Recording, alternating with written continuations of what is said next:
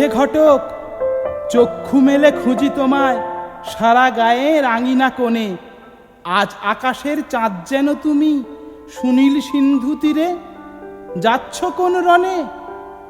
ঘটক মধুর হেসে দাঁত বের করে বলল, পেলাম একখান মেয়ে, রূপে গুণে অনন্যা, সুশ্রী মুখখানা, ঠিকানা নাও, দেখে আসো গিয়ে।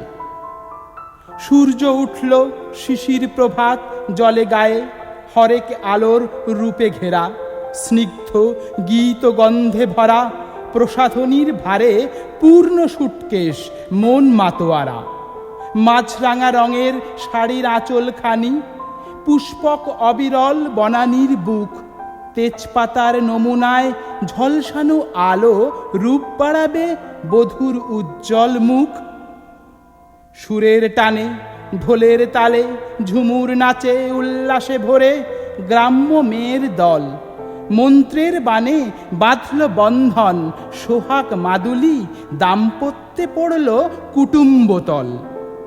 রাগিনী সুরে মনো মরমরিল বিদায়ের ক্ষণে, নববধূর মেহেদি রাঙা হাতে ক্রন্দনময় পিতৃমাতৃমূর্তির ছাপ বিষাদতায় কন্যা সমর্পিল যে প্রাতে। বইয়ের সাথ ধিক্কারিল মায়ের মমতাকে, ম্লান মনে পুত্র শ্বশুরালয়ে বাস, কষ্টের মূর্তিমতী বিধবা মা আজ মলিন দ্বীপ শয়ন শিয়রে কাটায় দিন মাস।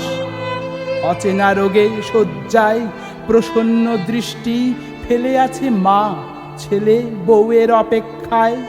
ব্রতধ্যানে যখন মুদিল আঁখি, ক্লান্ত হয়ে ধূপে দ্বীপে ফিরল তারা যাতনায়।